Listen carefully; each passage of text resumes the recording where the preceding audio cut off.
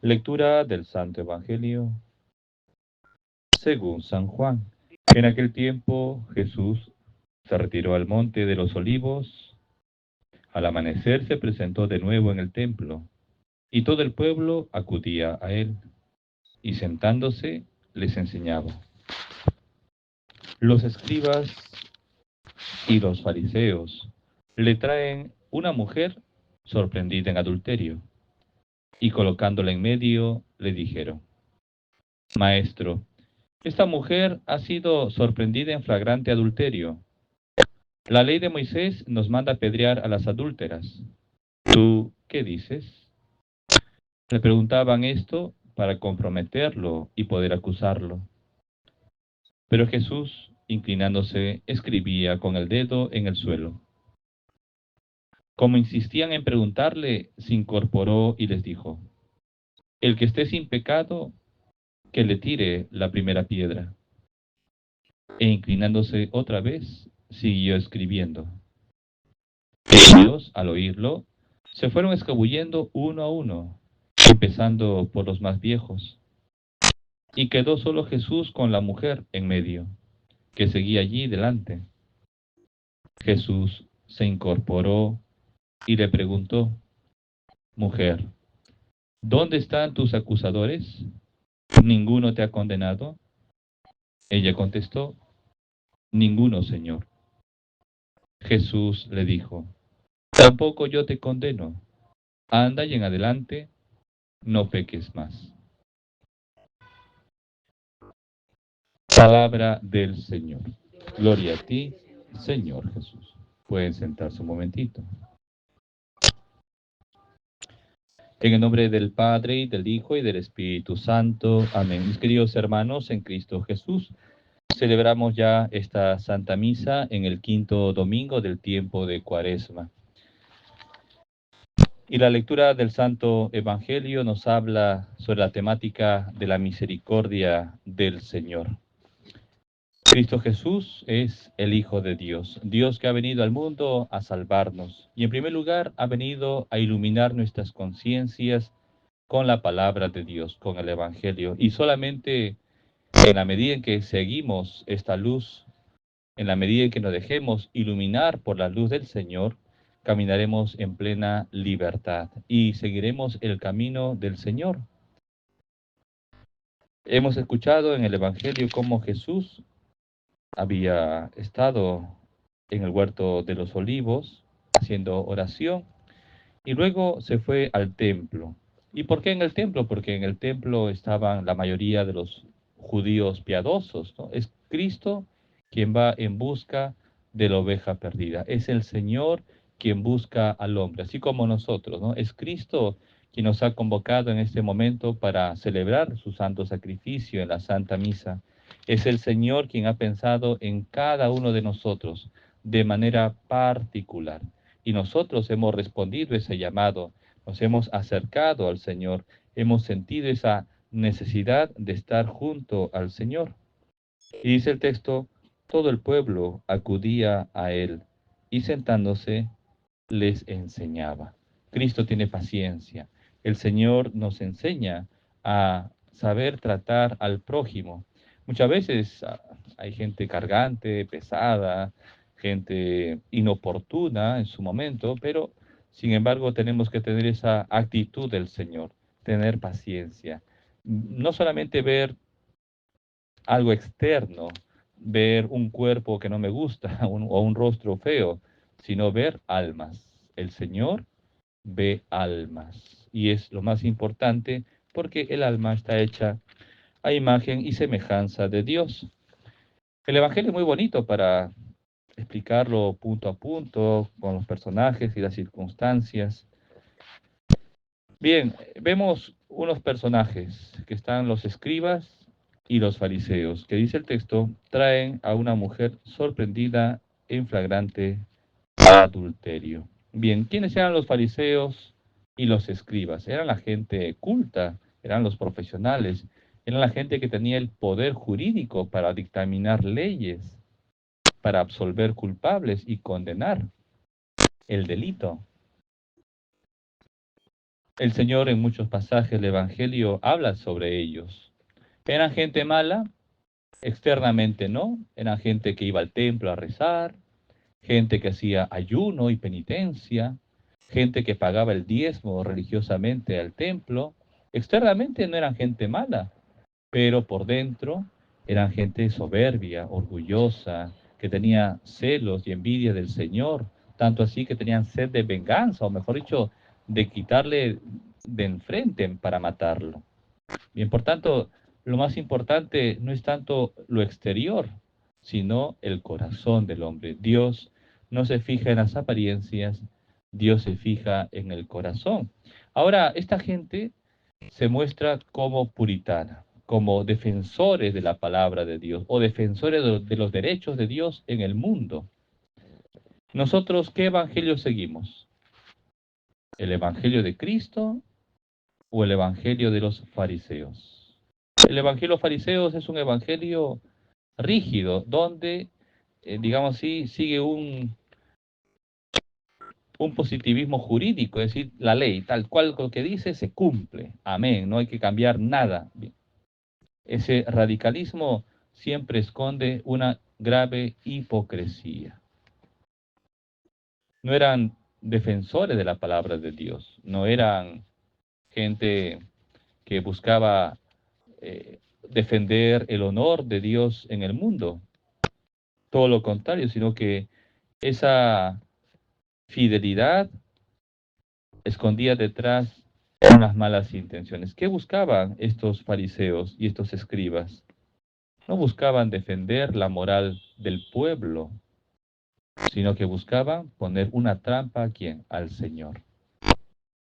En cuanto a los hermanos nuestros, a veces son muy rígidos en la ley, los mandamientos.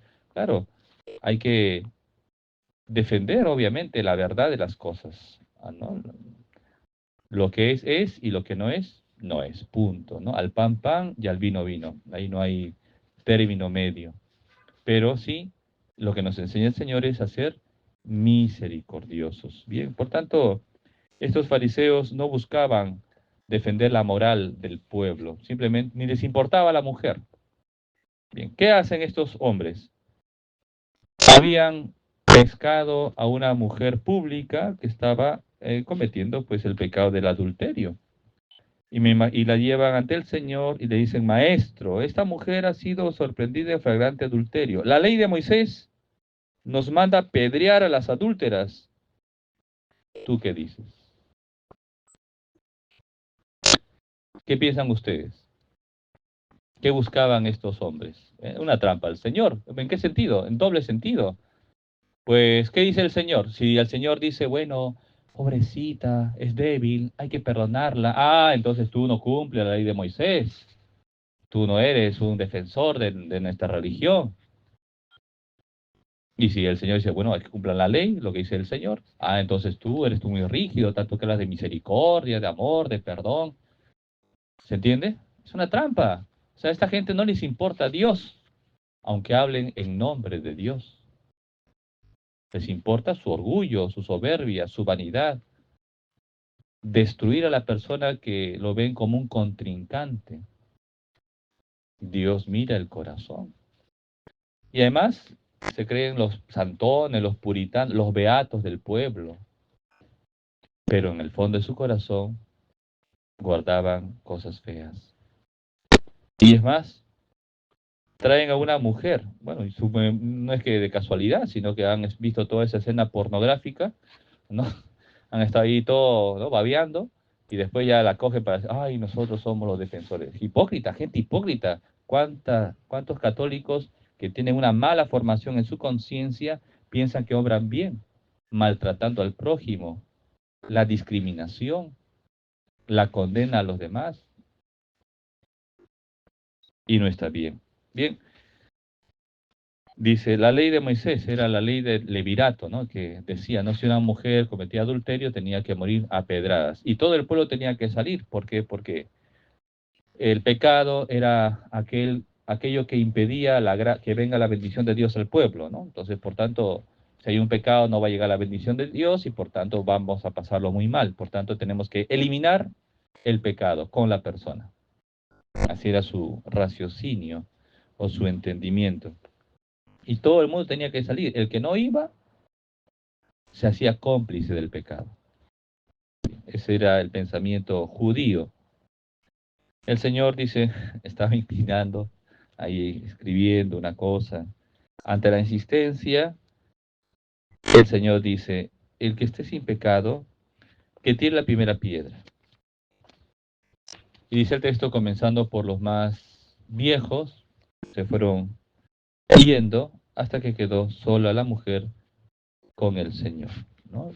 Bien, ¿cómo estaría la mujer? Desnuda, no le habrán dado tiempo ni para vestirse, ¿no? Estaría la pobre cubriéndose con miedo, con vergüenza, con temor, porque le iban a matar. Era consciente de lo que le iba a pasar. Y sabía que estaba delante de Jesús. Bien. Nosotros nos ponemos en la condición de la mujer. También estamos delante del Señor, pues desnudos por nuestros pecados, necesitados del Señor. Bien, ¿qué nos pide el Señor? Una conversión del corazón. En la conversión tiene tres niveles. Primero, una conversión de la mente, purificar la mente, no hay tantas ideologías, tantos razonamientos anticristianos que van contra la moral cristiana, etcétera. Primero es dejar que la mente, los pensamientos se purifiquen.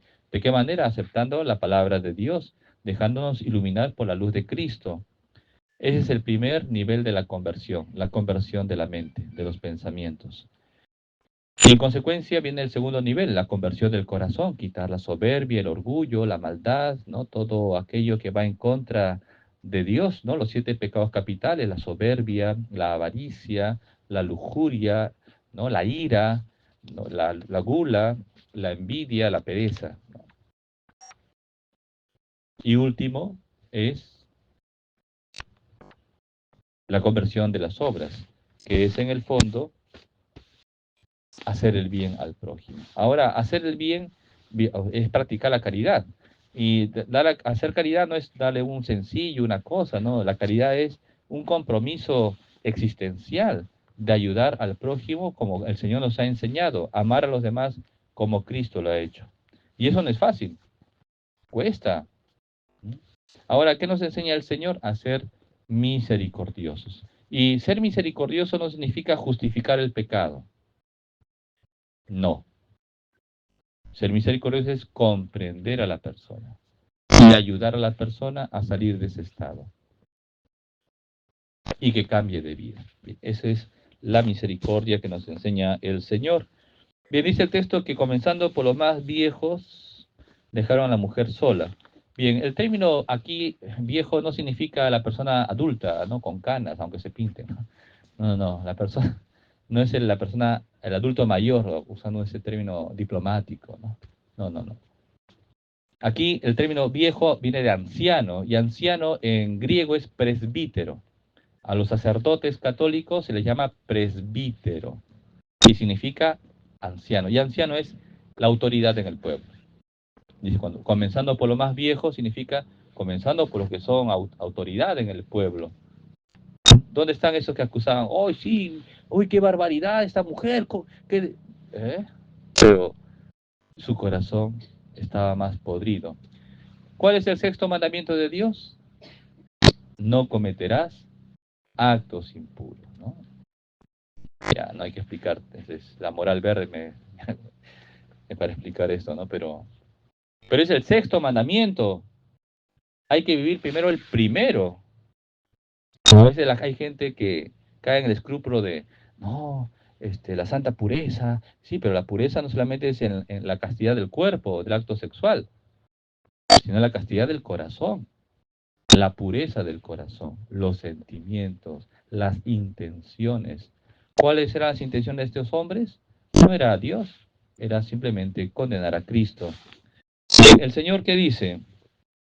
Le dice cuando la ve sola, mujer, ¿dónde están tus acusadores? ¿Ninguno te ha condenado? Ninguno, Señor. ¿Y cómo responde el Señor? Yo tampoco te condeno. Qué bonito, ¿no? Es Dios quien habla. Es Dios quien nos dice a nosotros, yo tampoco te condeno. Todos somos pecadores. ¿Quién no comete pecados? Todos tenemos pecados, ¿no? Y cosas en el pasado, etcétera. Pero el Señor nos perdona siempre y cuando estamos arrepentidos. Yo tampoco te condeno. Por eso tenemos que llenarnos de esperanza en la misericordia del Señor y sentirnos débiles, sentirnos pobres, sentirnos desnudos, necesitados en la presencia del Señor para buscar al Señor. El Señor no nos condena. Yo tampoco te condeno. ¿Y qué más dice el Señor? Pero en adelante no peques más. No, dice, bueno, chica, como eres jovencita, tranquila, haz tu vida, diviértete, anda a la discoteca, no pasa nada. No, no, no dice eso el Señor. Ahí está la radicalidad del Evangelio. Es misericordia, pero hay que vivir lo que el Señor nos ha enseñado y revelado, lo que es voluntad del Señor. En adelante, no peques más. Y por eso, si queremos ser fuertes en el Señor, tenemos que buscar a Cristo en la oración, tenemos que buscar a Cristo en su palabra y sobre todo buscar a Cristo en la Eucaristía, en los sacramentos. Pidamos perdón al Señor de todos nuestros pecados y que este amor misericordioso nos dé fortaleza para seguir perseverando en la fe. Y pensemos, ¿no? ¿Cuántos hermanos nuestros viven en el escrúpulo? ¿Cuántos hermanos nuestros viven alejados de Dios y caídos en un pozo oscuro y sucio? ¿Cuántos hermanos nuestros han perdido la esperanza en la misericordia de Dios? ¿Qué nos toca a nosotros? Buscar a esos hermanos y mostrarle esta luz del amor de Dios, esta misericordia que se manifiesta a través del perdón y decirle justamente que Cristo nos espera con los brazos abiertos para perdonarnos y para llenar nuestros corazones de su amor. Que el Señor nos purifique, nos ayude y nos fortalezca hasta la vida eterna.